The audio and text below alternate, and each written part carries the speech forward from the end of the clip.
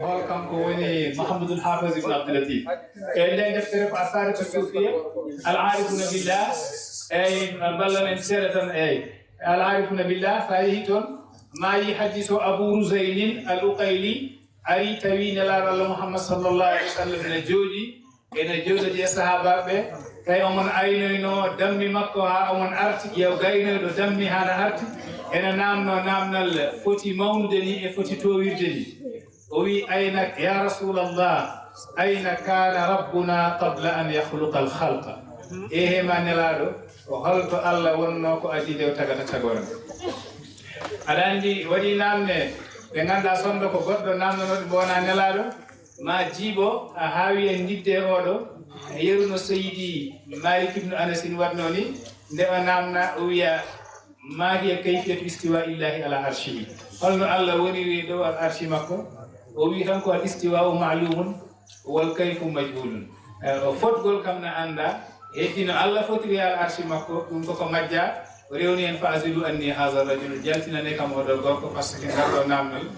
غال نامني تانوكي نامنا دum بيدا نغال نامني تانوكي زمان نلا محمد صلى الله عليه وسلم كورنو نلا محمد صلى الله عليه وسلم على نامنال غال نامنا كيدو سبودي غارلو ويما يا رسول الله اذن لي بالزنا bide ma nyaago ya okkam yamirore mi wopa Allah e zina kala debbo mo kawrumi tamaro wawi woddude makko Allah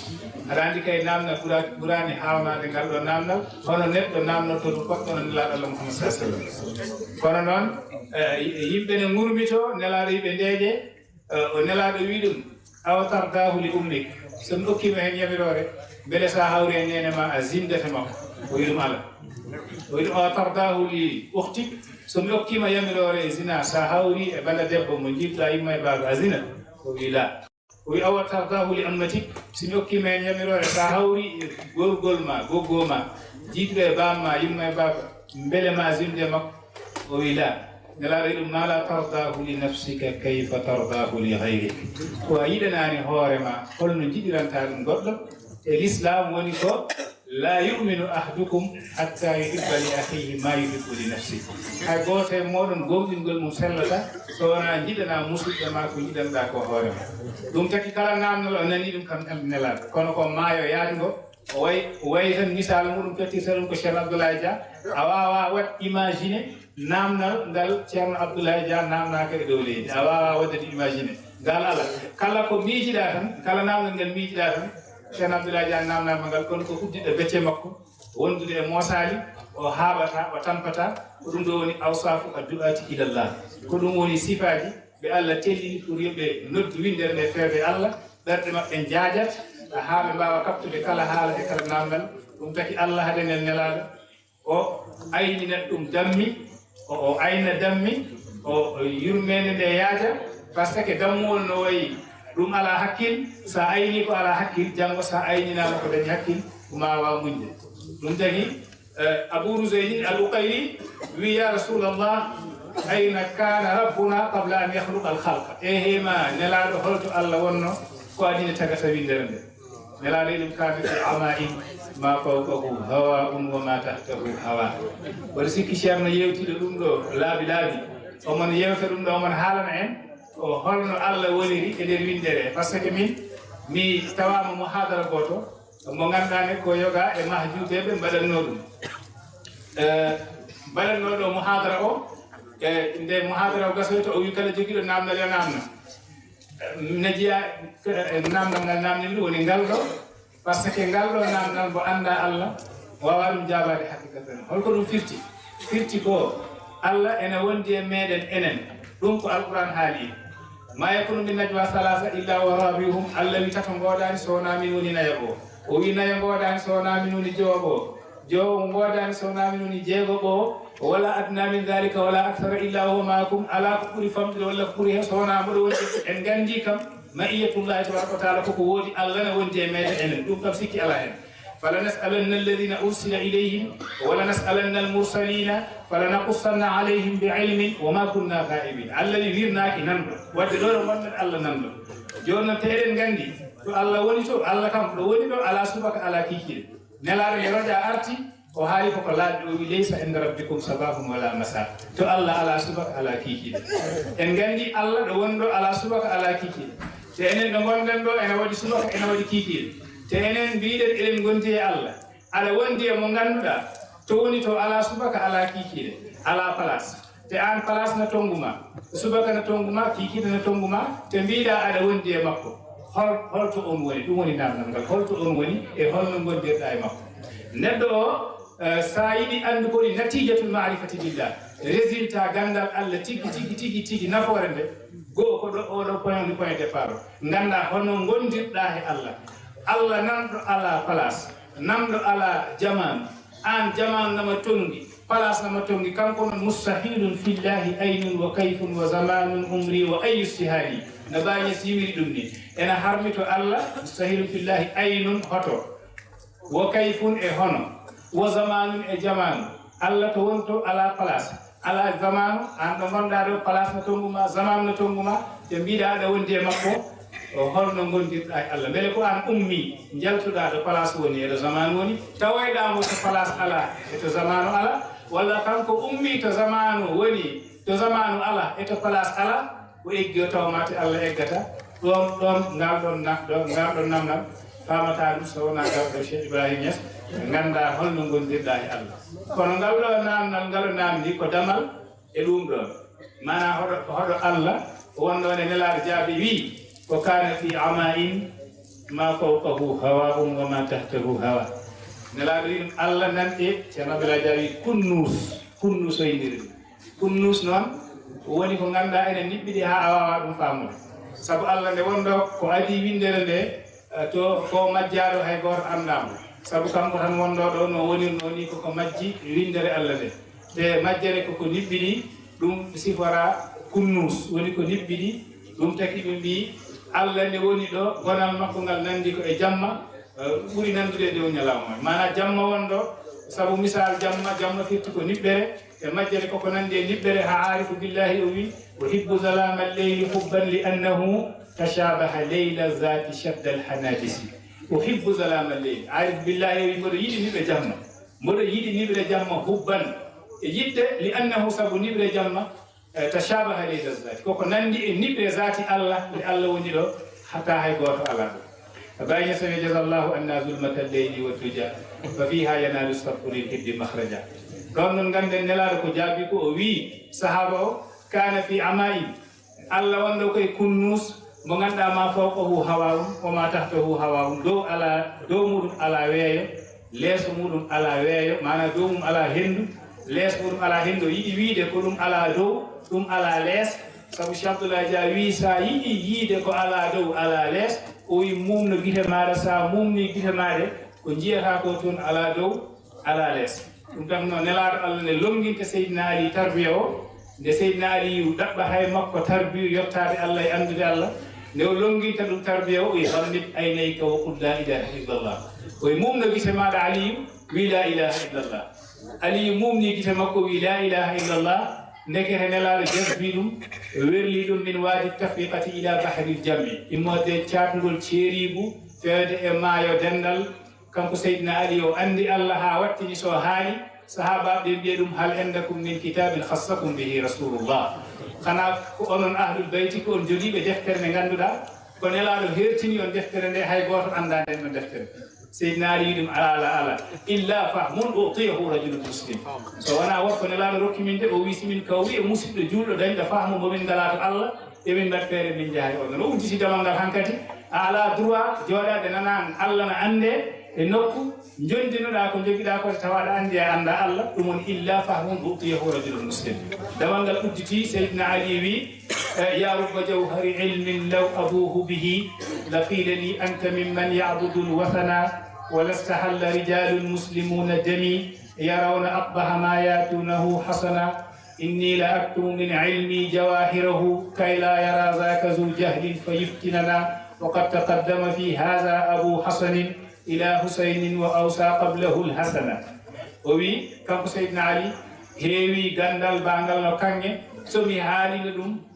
wonɗo ƴiiƴe mam maarufe wala sahalla rijalul muslim mamiye koɓe keefeero te ma juulɓe gonɗuɓe e l'islam daro nufa ƴiiƴe mam eɓe jiiya koɓe mbaɗi ko hunde moƴƴere par ce que ɓe mbaɗi appliqué ko sharia te tamin ko ɗo wuranno to haqiqa ɗum ko isara jorɗo immorde seydina ali fewde e gandal tasawuf nde wonɗo kanko woni babu madinatel elmi ɗum taki o wi ɗum hammi aynay ko mumno guite maɗa o mumni guite makko kanko aliyu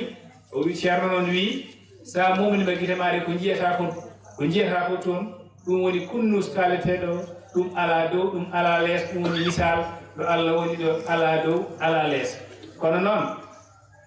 holto Allah woni namdal ngal eɗen mbawi ruttade seeɗa e haala ko Cheikh Ibrahima Niass haalno Cheikh Ibrahima Niass wi la yazalu al abdu yataqarrabu ila allahi bin nawafili hatta yuhibbahu fa ida ahabbahu yajzibuhu jazban la ya'rifu al abdu fihi nafsahu wala ghayrahu wala awwalahu wala akhirahu wala juz'ahu wala kullahu يغيب عن شهوده ويستهلك في شدة استحضاره مولاه جل وعلا ويشاهد في تلك الحالة حضرة قبل القبل وبعد البعد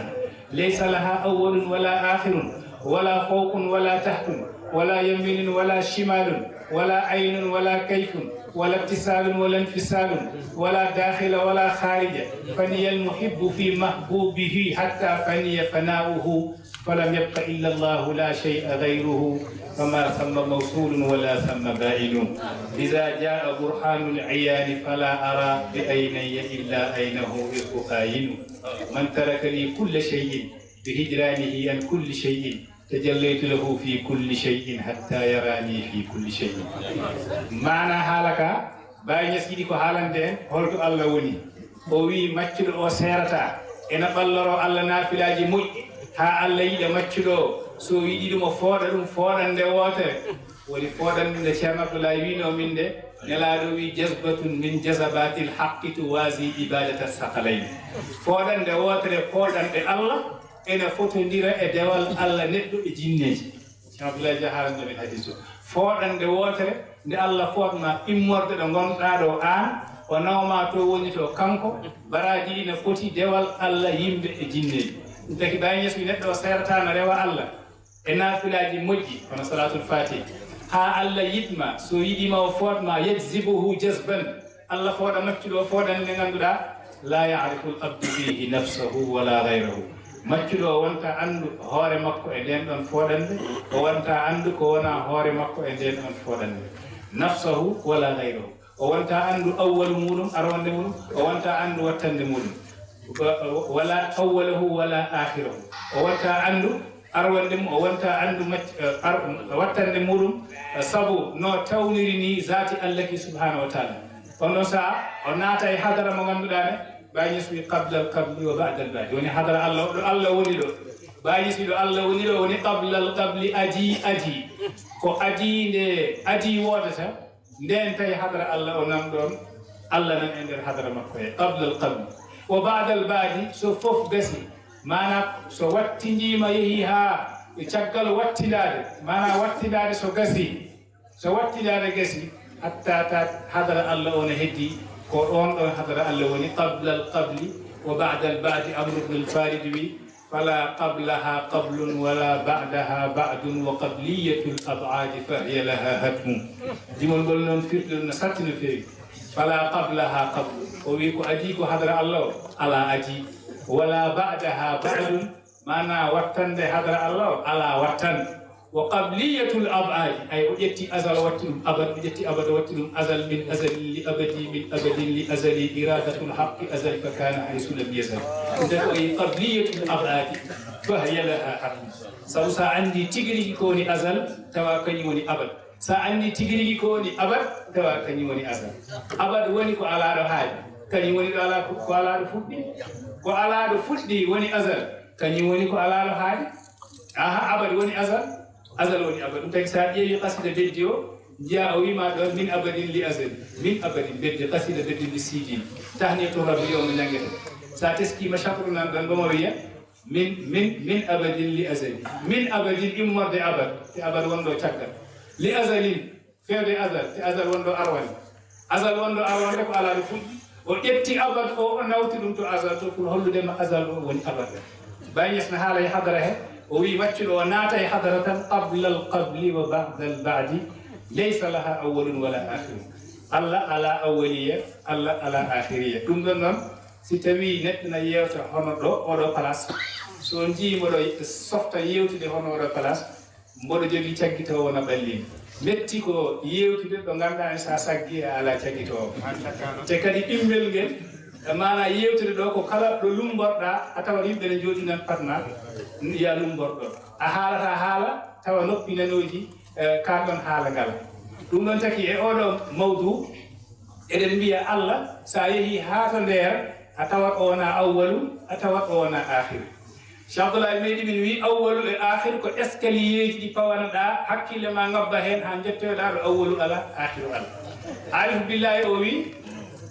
oman halde Allah o yuqalu zaharta wa kullu shay'in mazharun laka qultu kayfa wa laysa thamma mushariku bebi Allah anuni zahir anuni awwalu anuni akhir anuni zahir anuni batin alif billahi o wi kanko omon iggini fanaaw omon fahmi ko fanaaw te fanaaw jabata didi ويقالوا ظهرت وكل شيء مظهر لك قلت كيف وليس ثم مشارك ما ثم في التحقيق غيرك سيدي أنت الوجود وكل شيء هالك ويقالوا لي ظهرت أنك ظاهر أنا لبين الله أنا لبين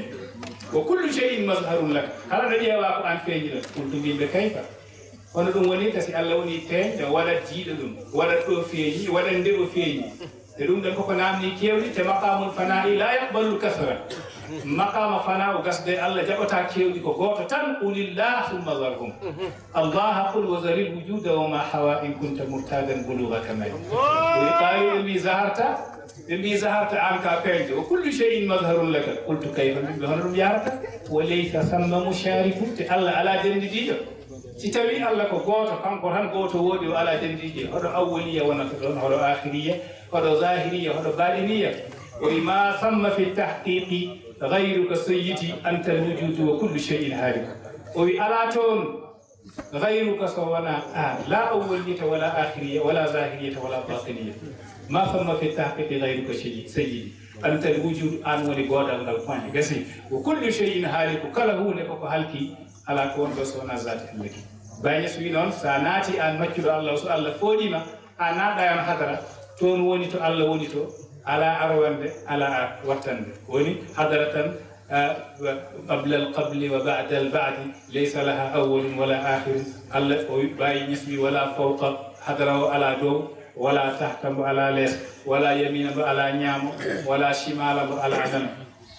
ولا أين على هتو ولا كيف على هنا ولا اتصال على كجبكي حضره تجينو كهن ولا انفصال على كسيرتي حضره تجينو حضره لا اتصال ولا انفصال ولا داخل على كناتي حضر الله تجينو كهن ولا خارج على كيلت تجينو mana ko yalti ko cikkuda ko ena yalti yaltani nan to der ko naati ko joni cikkuda wala hen ko joni fuddina mera hen yaltude woni wala dakhila wala kharija fani yal muhibbu gido ko gasi fi mahbubihi e moyi no ha fanam wa fani fana ha gas gol gasi don sayyidina ali weta o fi fana'i fani fana'i o fi fana'i wajatu anta ana sa ton ko ton Allah woni do dum woni mana jabol e namnana e kono sa naten mbiyata ko Ousmane Dia Thierno Ousmane Dia ha kono bismillah mara famide e ko jubbande hen tan wawa gasde alhamdulillah wassalatu wassalamu ala maulana rasulillah sallallahu alayhi wa ala alihi wa sahabatihi wat tabi'in wa man tabi'ahum bi ihsan ila yawmiddin حضرة أسد العارفين بالله سيدي ومولاي الشيخ عبد الله جا حضرة شقيقي روحه سيدي شمبوبا سيادة سليل الكرماء بني العلم والولاية سيدي محمد الكبير سيدي سيدي حبيب أحمد إبراهيم ياس حضرة سيادة السيدة رقية أحمد إبراهيم ياس ومن حوته في البقعة السعيدة من السعداء ومن الصالحين ومن العلماء ومن المريدين والأحباب. السلام عليكم ورحمة الله وبركاته. إن السلام وإن أهداه مرسله وزاده رونقا منه وتحسينا لم يبلغ العشر من قول يبلغه حسن الأحبة أفواه المحبين. إخوتي في الله الذين جمعوا واجتمعوا وحضروا وأحضروا وقبلوا وأقبلوا بكل نواياهم الخالصة وسرائرهم الطاهرة لزيارة هذا القطب كامل الأسر في عالمي الخلق والأمر. سيدي شيخ الحاج عبد الله جا، شكرتك إن الشكر للعبد نعمة ومن يشكر المعروف فالله زائده. شكرتك إن الشكر للعبد نعمة ومن يشكر المعروف فالله زائده. لكل زمان واحد يقتدى به وهذا زمان أنت لا شك واحد. لكل زمان واحد يقتدى به وهذا زمان أنت لا شك واحد. سيدي نسأل حضرتكم الكريمة، نطلب من حضرتكم المثلى وسيادتكم العليا أن تضمنوا لنا البقاء على العهد والوفاء، البقاء على الإرادة والمحبة والصفاء، حتى نكون من القوم الأولى سعيدوا دنيا ودينا فنالوا العلم والدين وأحرزوا بالأماني نيل مطلبهم ويرحم الله أبدا قال آمين.